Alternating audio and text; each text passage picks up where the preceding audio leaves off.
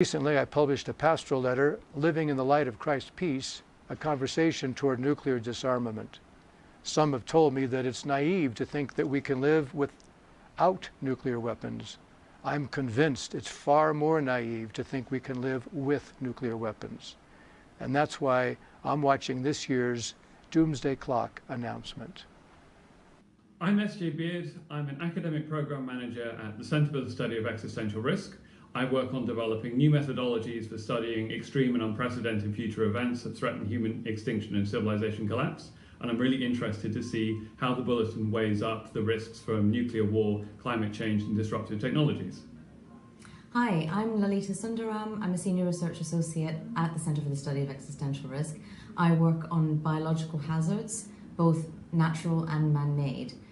I'm particularly interested to see how the Doomsday Clock's announcement reflects the past few years of the pandemic we've been living through.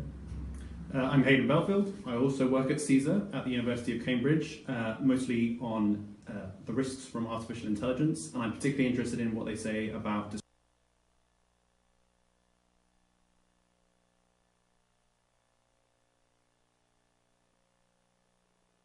disruptive technologies. And that's why we'll be watching this year's Doomsday Clock update. Hi, my name is Camelia Forbes, and I'm a second-year master's student and president of the student body here at the University of Chicago Harris School of Public Policy. As part of my program, I am pursuing a certificate in global conflict, which emphasizes the need for peace and coalition building among nations.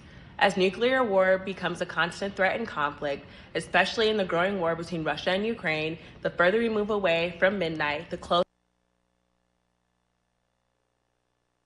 we as society can move towards more safer and sustainable methods. This is why I'll be watching the Doomsday announcement. Hello everyone, I'm Mitzi Jonelle Tan, a climate justice activist from the Philippines with Youth Advocates for Climate Action Philippines, or YACA. And my country is one of the most vulnerable in the world to the climate crisis, yet we barely contribute to it. We're not able to adapt, transition to a renewable energy system, or manage the loss and damages that we have because of the historical and ongoing overexploitation of our country and the global south by the global north. We need systemic change, and we can only achieve that through collective action. And that is why I'm watching this year's Doomsday Clock announcement. Hello, my name is Polina Sinavets. I'm the head of Odessa Center for Non-Proliferation. I'm studying nuclear deterrence, which has become highly relevant due to Russia's war against Ukraine. This is why I'm watching the Doomsday Clock announcement. Thank you.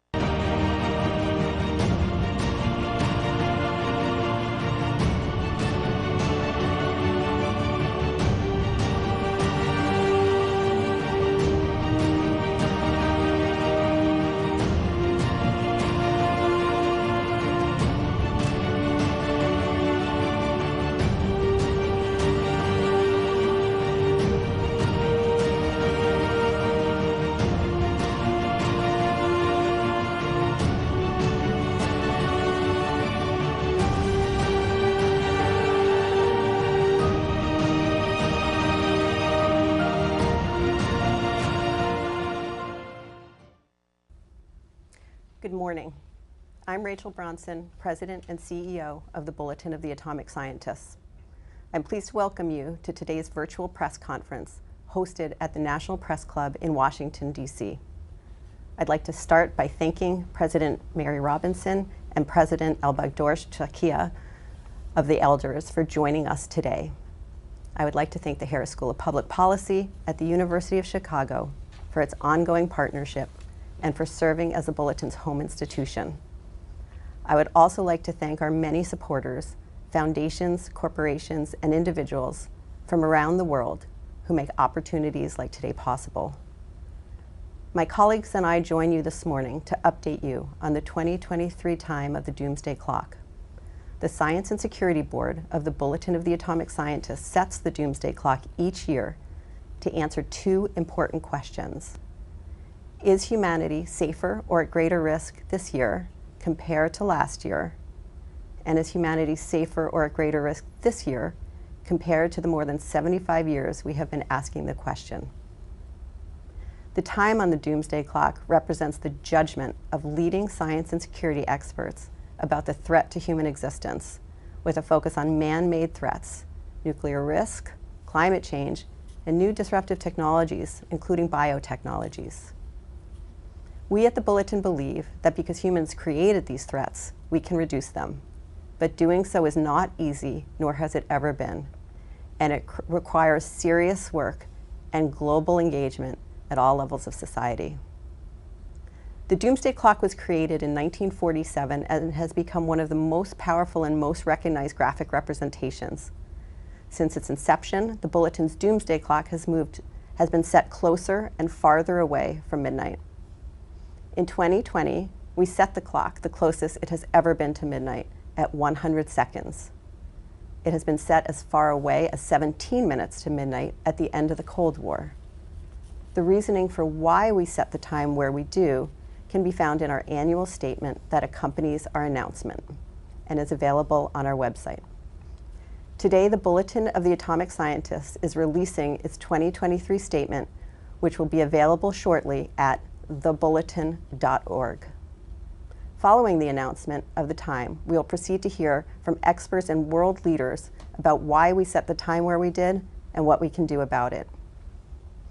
In 2020, when we first set the clock at 100 seconds to midnight, I stood before you and noted that the world had entered the realm of a 2-minute warning, a period when danger is high and the margin for error is low. I noted then that the moving of the clock closer to midnight moves us into a period that requires newfound vigilance and focus from leaders and citizens alike. The move from minutes to seconds emphasizes our proximity to midnight. When the Science and Security Board kept the clock at 100 seconds to midnight in January 2022, we called out Ukraine as a potential flashpoint in an increasingly tense international security environment. We noted that without swift and focused action, truly catastrophic events were more likely. And then when the clock stands at 100 seconds to midnight, the moment is both perilous and unsustainable. In February 2022, weeks after our announcement, our fears were borne out when Russia invaded Ukraine. In March of 2022, the Bulletin issued a statement that condemned the illegal and dangerous invasion of Ukraine by Russia and called on all countries to denounce Russia's actions and President Putin's outrageous threats of nuclear use.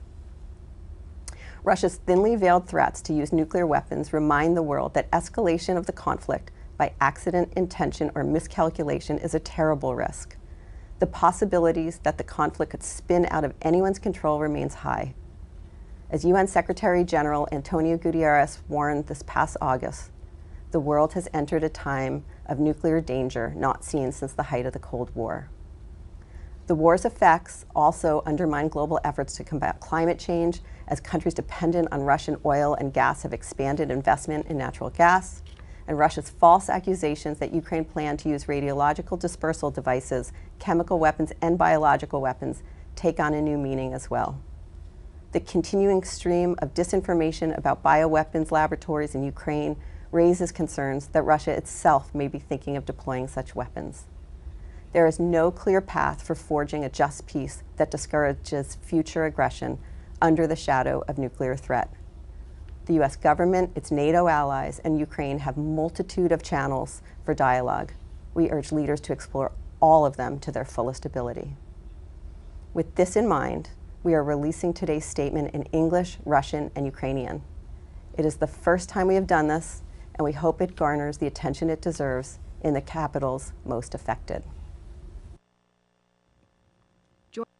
Joining us to reveal the 2023 time on the Doomsday Clock are Siegfried Hecker, Chair of the Bulletin's Board of Sponsors, Director Emeritus of the Los Alamos National Laboratory, and a Professor of Practice at Texas A&M University, and the Middlebury Institute of International Studies at Monterey.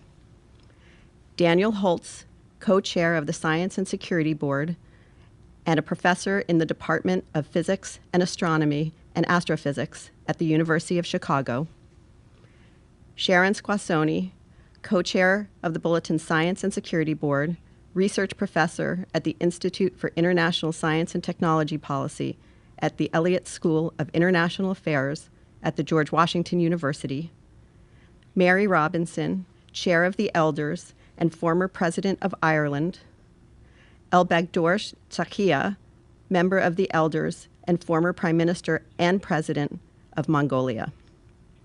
Today, the members of the Science and Security Board move the hands of the Doomsday Clock forward, largely, though not exclusively, because of the mounting dangers in the war in Ukraine.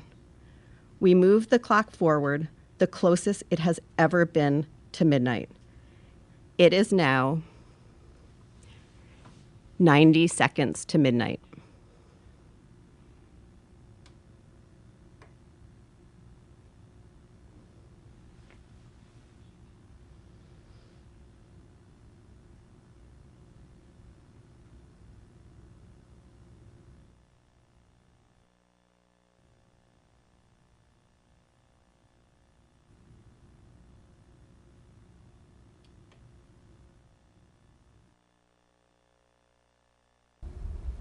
Let me now turn the discussion to members of the Science and Security Board to elaborate on the statement in the current time. I'm pleased to welcome members of the Science and Security Board, Steve Fetter, the Associate Provost, Dean of the Graduate School, and Professor of Public Policy at the University of Maryland. Steve is a recognized expert in nuclear risk and advanced technologies. Suzette McKinney, a Principal and Director of Life Sciences for Sterling Bay, and a leading practitioner and expert in emergency preparedness in urban settings. Shivan Kartha, a senior scientist at the Stockholm Environmental Institute, whose research and publications for the past 25 years have focused on technological options and policy strategies for addressing climate change. We will then turn to members of the Elders, Mary Robinson and Elbegdor Tsakhia, to discuss how global leaders must respond to today's dangerous environment. Steve? Nuclear risks increased significantly last year, due largely to Russia's unprovoked invasion of Ukraine. Putin has repeatedly raised the specter of nuclear use. In launching the invasion, he warned that whoever tries to hinder us should know that Russia's response will be immediate and will lead to consequences you have never faced in your history. A few days later, he ordered Russia's nuclear forces to special combat duty.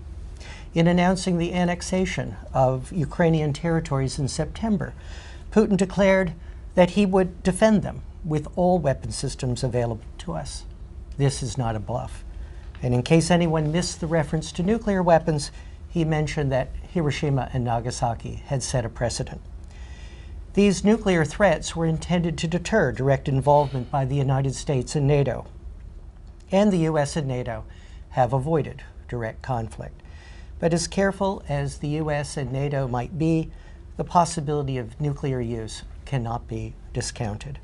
Accidents, mistakes, and miscalculations could lead to unintended escalation.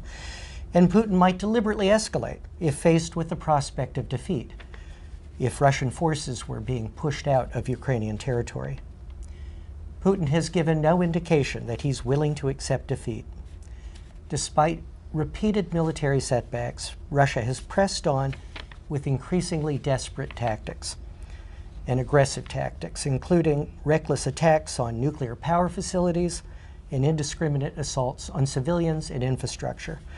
Although a nuclear attack would serve no military purpose and would make Russia a pariah, an international pariah, and turn Russia and India against Russia, he might make desperate moves if no other options are available that he regards as acceptable. But even if nuclear use is avoided in Ukraine, the war has challenged the nuclear order, the system of agreements and understandings that have been constructed over 6 decades to limit the dangers of nuclear weapons. Russia refuses even to discuss a resumption of inspections under the New START Treaty And that treaty, which is the only remaining agreement that limits U.S. and Russian nuclear weapons, will expire in 2026. It will take years to negotiate a successor treaty, but it's difficult to imagine making progress in the current political environment.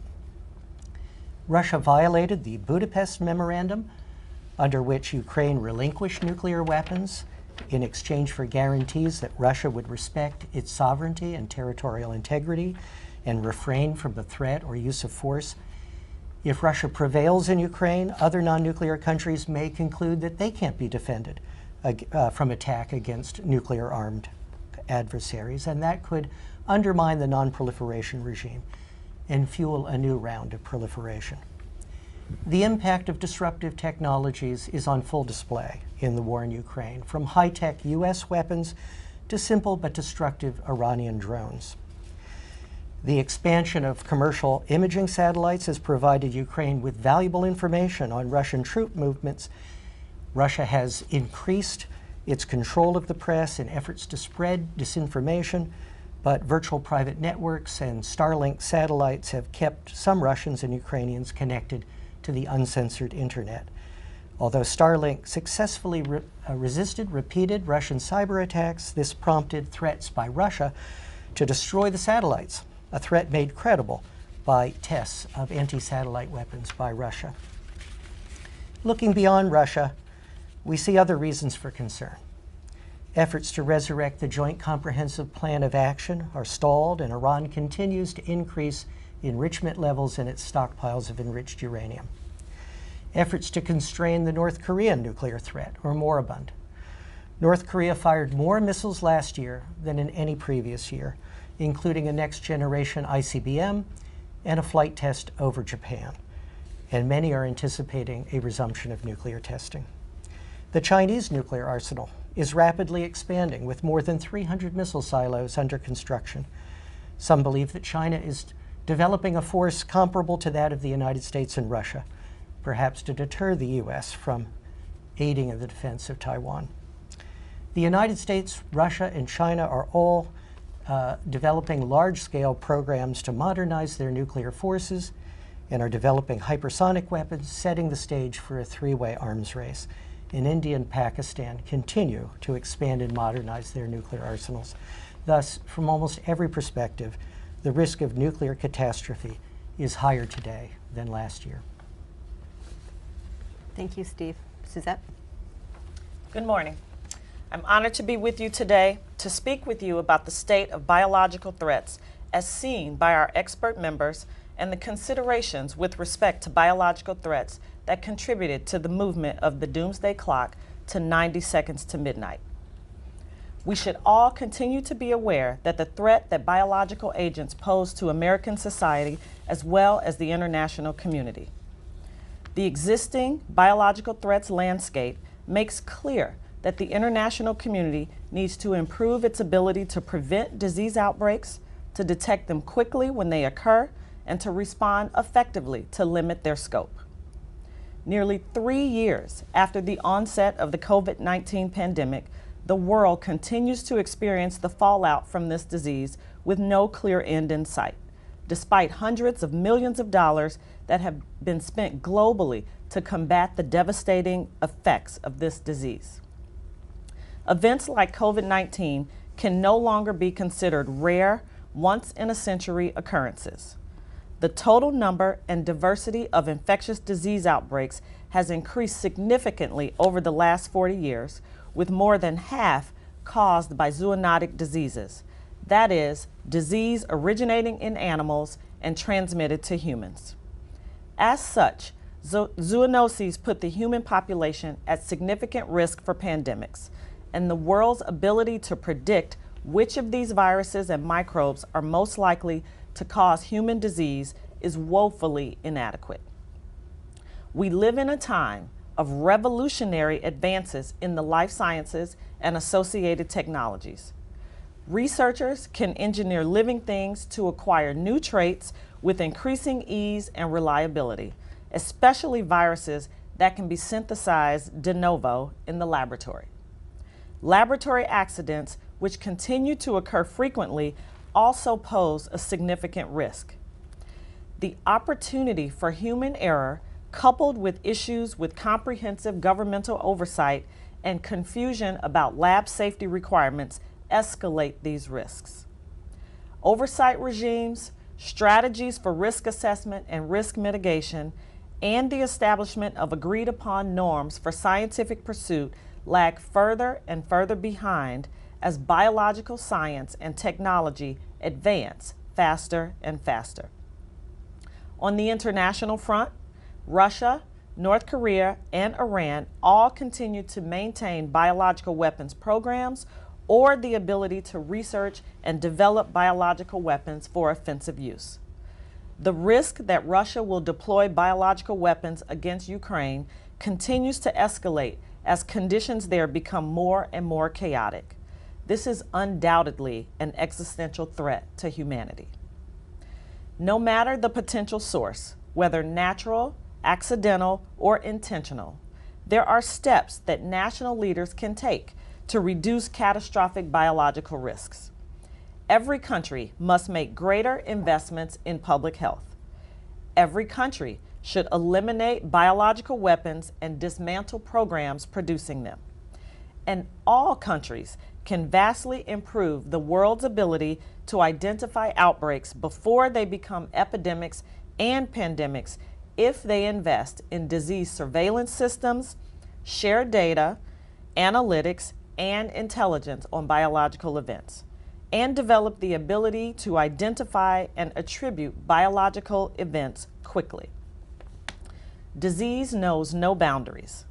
Debilitating illness, widespread death, and disease-induced disaster can be avoided if countries around the world cooperate on global health emergency strategies and make investments in science, technology, research, and development in the biosecurity sector. Thank you. Shivan? Thank you, Rachel. Dealing with climate change calls for faith in the notion of global cooperation and in those institutions of multilateral governance that are meant to bring countries together. The invasion of Ukraine, as any war does, has opened up a geopolitical fissure, weakening the global will to cooperate and undermining confidence in the durability or even the feasibility of the broad-based multilateral cooperation that climate change demands. Russia is only second to the United States in global production of both oil and gas. Consequently, the invasion of Ukraine has sparked a rush to establish independence from Russian energy supplies, particularly in the European Union. From the standpoint of climate change, this has contributed to two countervailing dynamics. First, the elevated energy prices have spurred investment in renewables and motivated countries to put policies in place to support renewables. The International Energy Agency now projects that wind and solar energy will approach 20% of global power generation 5 years from now, with China installing nearly half of that new renewable capacity.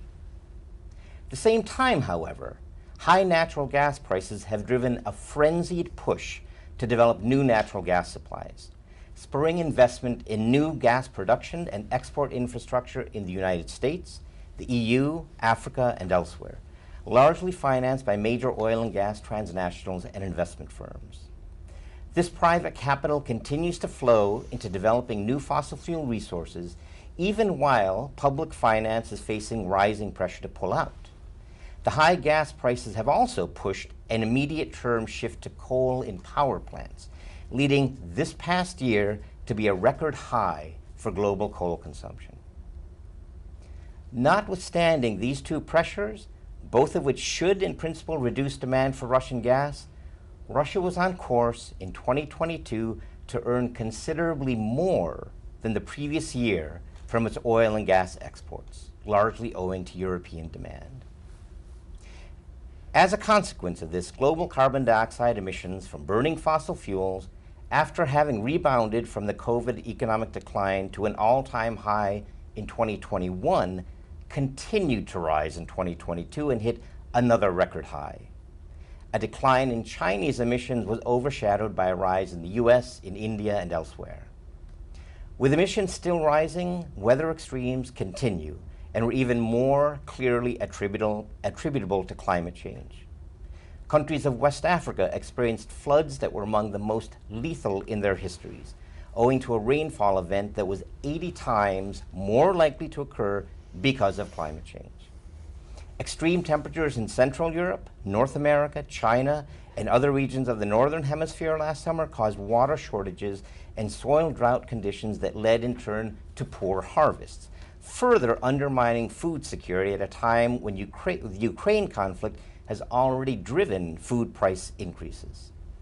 Pakistan faced this year's most dramatic sign of our increasingly volatile climate: intense floods due to what was called a monsoon on steroids that inundated 1/3 of the country. The flooding was described as the worst in the country's history, affecting 33 million people directly and unleashing cascading effects, including a major crop failure, an epidemic of waterborne diseases, and the destruction of infrastructure, homes, livestock, and livelihoods. Against the backdrop of this year's climate-related tragedies, the UN climate regime took a promising step forward at its annual negotiations in Sharm el-Sheikh, Egypt. The parties at the UN Climate Conference reached a compromise agreement to create a fund to support poor and vulnerable countries in addressing the mounting toll from climate change. To reach the intended goal, the cooperation that led to this agreement needs to continue in the coming year, when countries take up the question of actually contributing money to the fund. Countries were unable, however, to adopt a formal decision to agree to phase out fossil fuels. And even more disappointingly, they did essentially nothing to assure that previous commitments to reach net zero greenhouse gas emissions would actually be fulfilled. Thank you. President Robinson, how do we respond? Well, thank you, Rachel, and thank you to the eminent speakers who have preceded me. It is a privilege to be back in Washington for this year's unveiling of the Doomsday Clock. And I'm very glad to be joined by President Elbegdorch. He's the newest member of the Elders and our first Asian former head of state. And he brings a valuable perspective on geopolitics, on promoting nuclear disarmament, which his country has done, and tackling climate change in global multilateral fora. And we'll hear from him shortly on the issues of the nuclear threat and the war in Ukraine. The challenges outlined by today's announcement by the Bulletin of the Atomic Scientists could not be more global in nature. No one country can tackle them on their own, no matter how large their population, how strong their economy, or how feared their military. 3 years ago, in January 2020, like you, Rachel, I stood here when the hands of the clock were moved to 100 seconds to midnight. I said at that time, we are faced by a gathering storm of extinction-level consequences, and time is running out. Little did I know then that the gathering storm of threats would also include the devastating COVID-19 pandemic, the consequences of which we're still facing today, and the illegal invasion of a sovereign state by a nuclear-armed permanent member of the UN Security Council. This, together with the acceleration of the climate crisis, explains why the clock has now been moved even closer to midnight. The threats are even more acute and the failures of leadership even more damning. We live today in a world of interlocking crises, each illustrating the unwillingness of leaders to act in the true long-term interests of their people. The climate crisis, nuclear proliferation, and pandemics all demand a crisis mindset from leaders. We need urgent multilateral action and bold ethical leadership. Frankly, we're not seeing it. If one person could be said to embody bold ethical leadership, then for me it would be our founder, Nelson Mandela. He discerned these threats and the need for a collective response when in 2007 he founded the Elders, the group of independent former world leaders of which I have the honour to be chair. We need leaders like Mandela again today. the existential threats we face need his sense of urgency and need his spirit of humanity. As elders, we dedicate our time to seeking solutions and solidarity on the climate crisis, on pandemics, and on nuclear weapons. We call for a renewed focus on what world leaders must do to address these global challenges. None will be overcome by the hollow promises of populism or naively utopian demands. They require hard, practical choices and a long-term commitment of resources and political capital, alongside some immediate steps decision makers can take in the months ahead. Well, there have been some recent signs of progress, and there was mention of loss and damage, an agreement at the COP, but a lack of other agreements. Lasting change will only come when states actually deliver upon and implement their commitments. The United States and other G7 countries need to be held to their pledge to end all inefficient fossil fuel subsidies by 2025 and lead the world in accelerating the transition to net zero. At the same time, the international finance institutions, including the World Bank and the International Monetary Fund, need to be re-engineered to help raise the trillions of dollars needed to support vulnerable countries and tackle the climate crisis, as proposed under the Bridgetown Initiative by Barbados's Prime Minister Mia Mottley. Equity and solidarity must also be the hallmarks of the world's continuing response to COVID-19 and efforts to prevent and prepare for future pandemics. Strong political leadership is required from heads of state and governments to implement the recommendations of recent independent panels into COVID-19. This should include supporting and strengthening the World Health Organization and a concerted push for a new pandemic treaty to address systemic barriers to equitable access to vaccines, diagnostics, and therapeutics, underpinned by significant financial investment. This is a daunting global agenda that demands urgent action in the hands of if the hands of the Doomsday Clock are not to tick down remorselessly to midnight itself. World leaders must seize the initiative and must deliver for their people.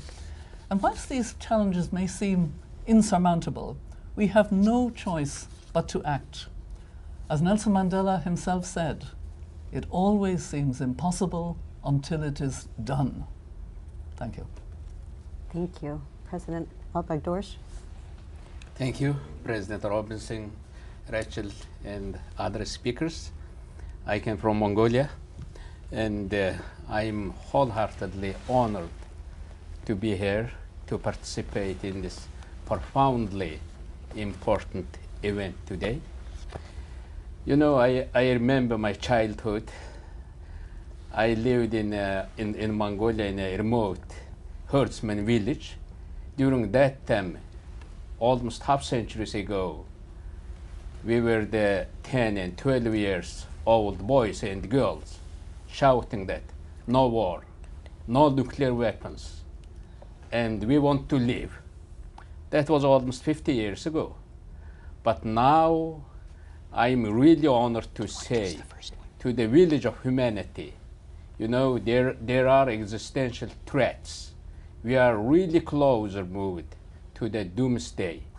And when I see that village to humanity, now I'm honored to say from this stage today. And also these existential threats outlined today should be a cause for alarm for every citizen on earth. And even more alarming is the continued failure of decision makers to rise to the challenge despite urgent warnings they hear year after year. Also, I would like to remind here one story from our human history.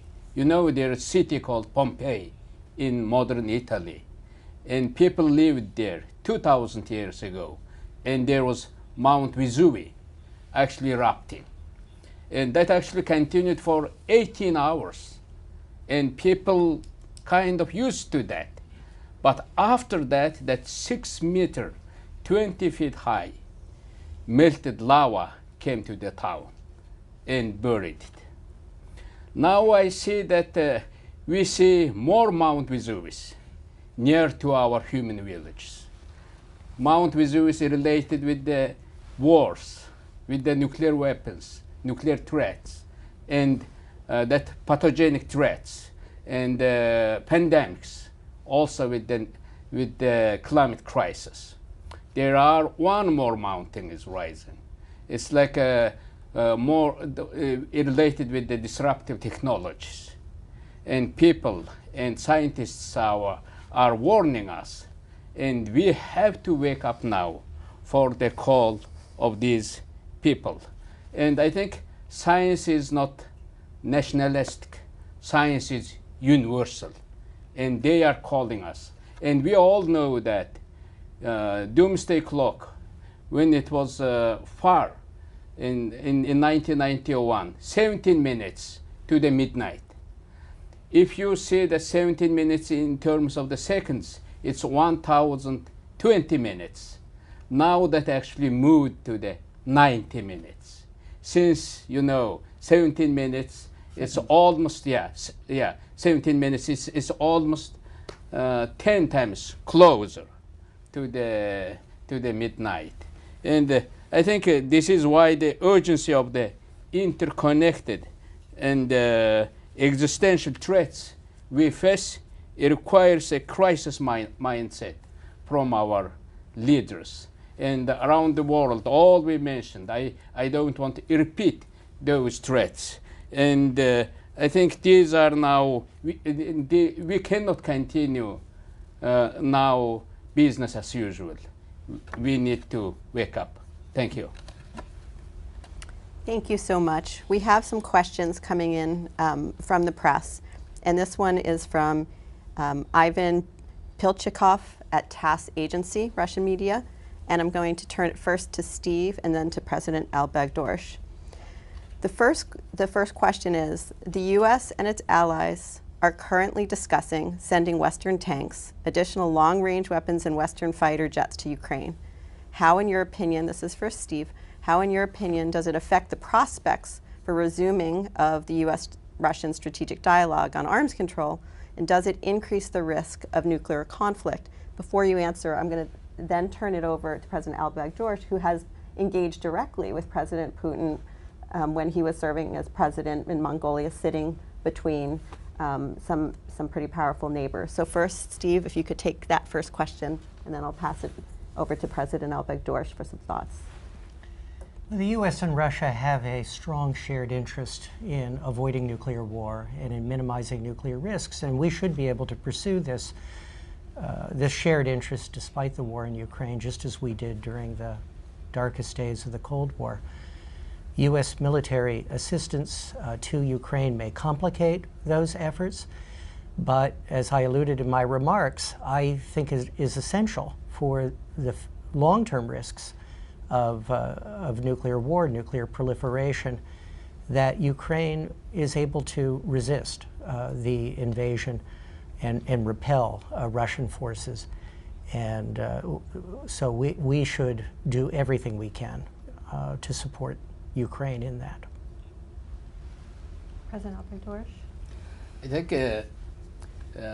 President Putin attacked Ukraine not because of his reasoning today he's talking about, and he actually attacked Ukraine. My understanding is if free Ukraine succeeds, it might be bad for Russians. And because of that, I think he attacked Ukraine. And from the first day, when there was started full invasion of Ukraine, Ukrainian leadership asked for more weapons. I think Ukraine has every right to exist, every right to defend.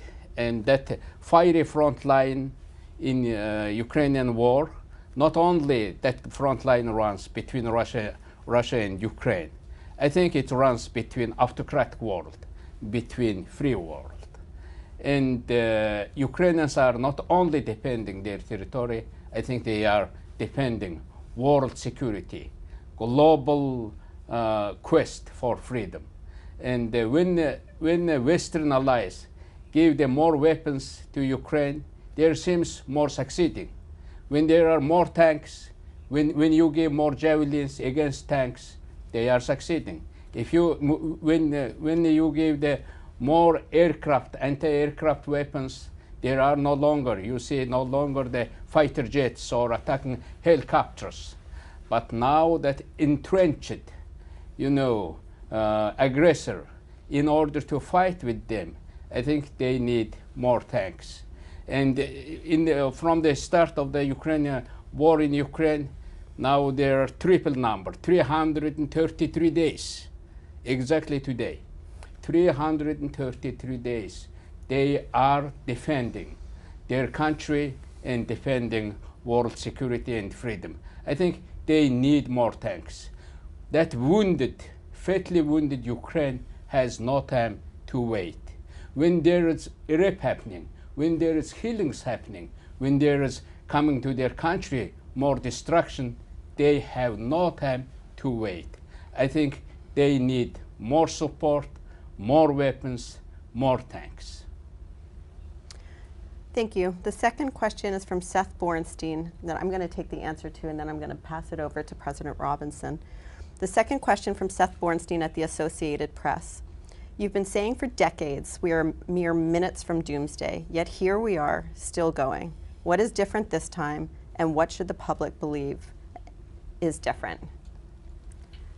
The point of the clock is to assess where humanity is, whether we're safer or at greater risk. And as we move the clock closer to midnight, we are sending a message that the situation is becoming more urgent. We need to spend more attention, that crises are more likely to happen and have broader consequences and longer standing effects.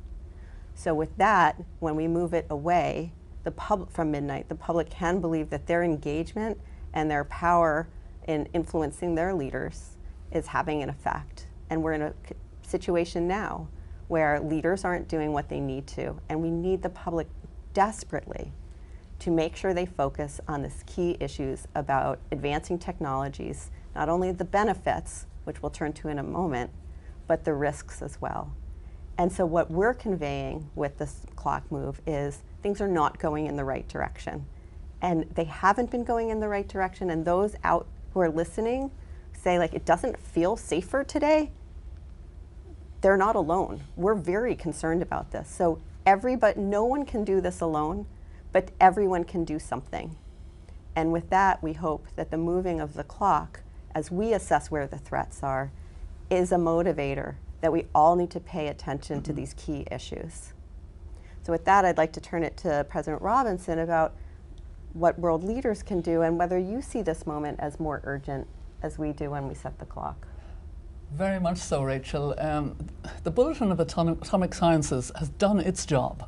It's provided us with the evidence-based reason why we are now 90 seconds from midnight, the closest the Doomsday Clock has ever been to midnight.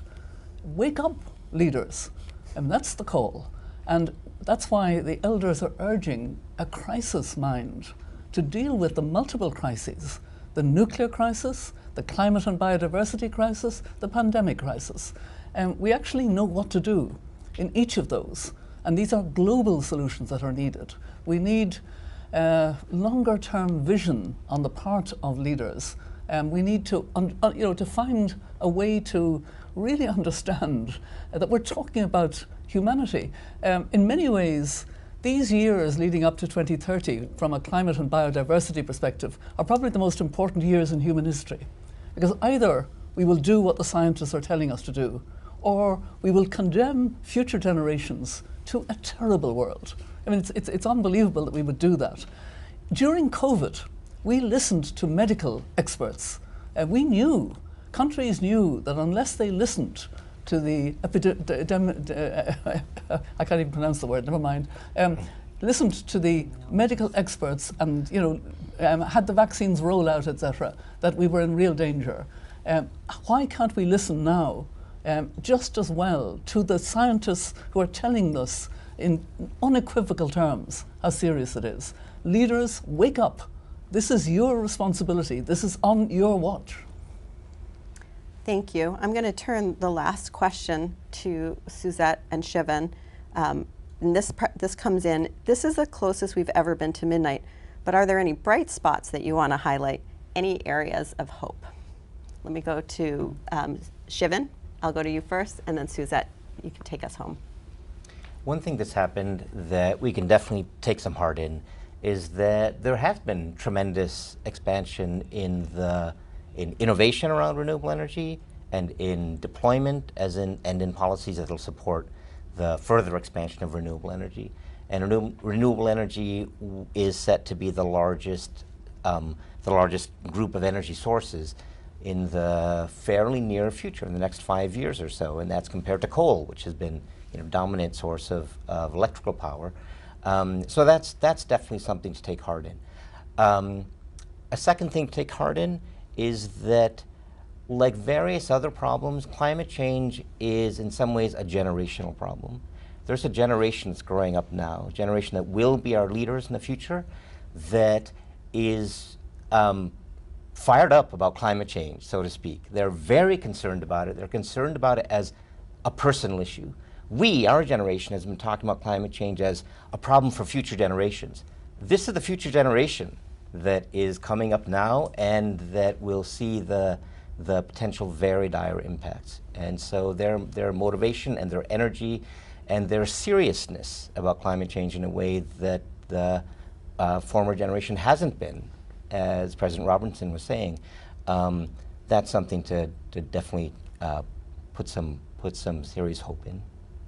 Dr. McKinney? Thank you, Rachel. I would say there are a number of bright spots in areas that give us hope.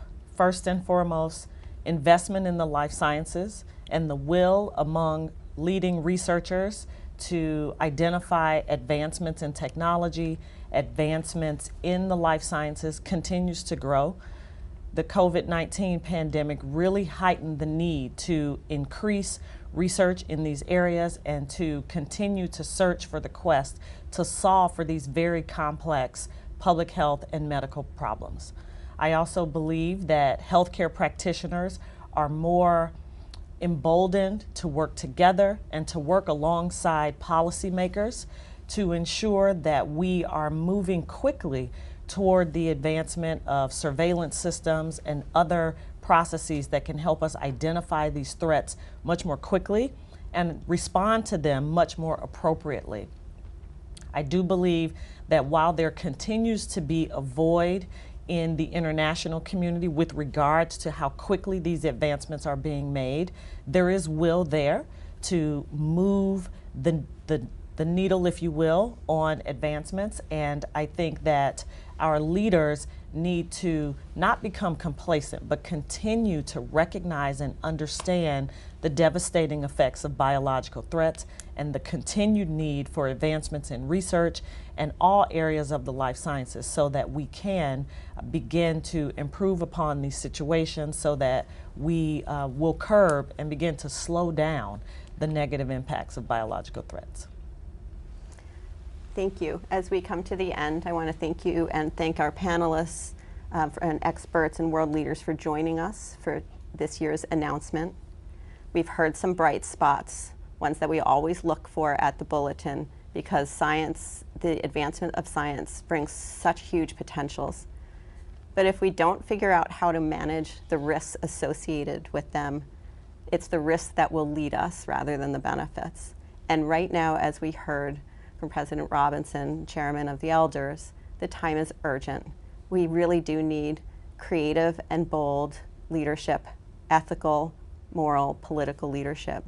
We need the scientists around the world to keep working with us and pointing out where the opportunities and threats are. And we need all of you to do what you can at the local level to help make sure that you're doing your part and that your leaders are hearing from you that time is of the essence. So with the Doomsday Clock now thoughtfully and intentionally at 90 seconds to midnight, there really is no time to waste. Thank you for joining us for this year's announcement. We are adjourned.